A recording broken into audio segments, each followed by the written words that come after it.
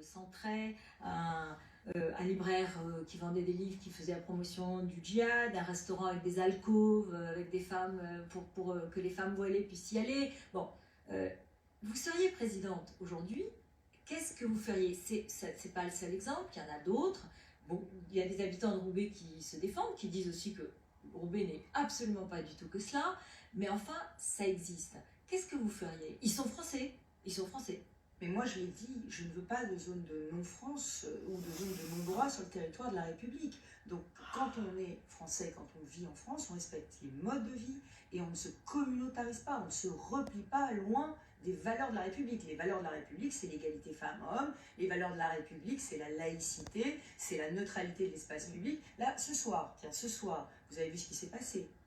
Le Sénat a voulu faire passer une loi que je soutiens, en disant que les compétitions sportives, organisées notamment par les fédérations sportives, les compétitions sportives, devaient se faire sans qu'on puisse exhiber sur un terrain aucun signe religieux ostentatoire. Donc, clairement, par exemple, on ne joue pas au foot en hijab. Bon. Et le gouvernement et le LREM, les sénateurs et les députés LREM, ont refusé de voter cet article de loi. C'est-à-dire qu'ils ont refusé une disposition qui allait protéger la neutralité des terrains de sport.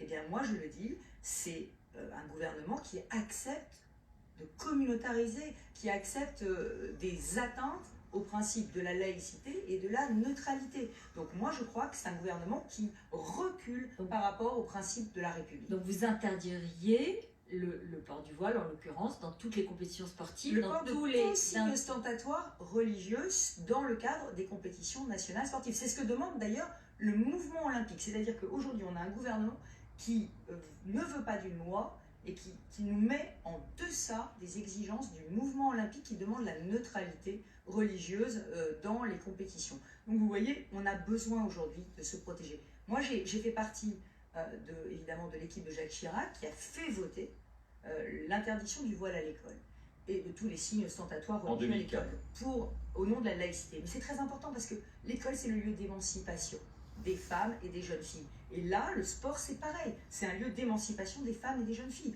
Il faut dire que le voile n'est pas un vêtement comme les autres. Et que donc, on doit pouvoir avoir cette neutralité dans ces lieux qui sont des lieux de construction de la personnalité. Et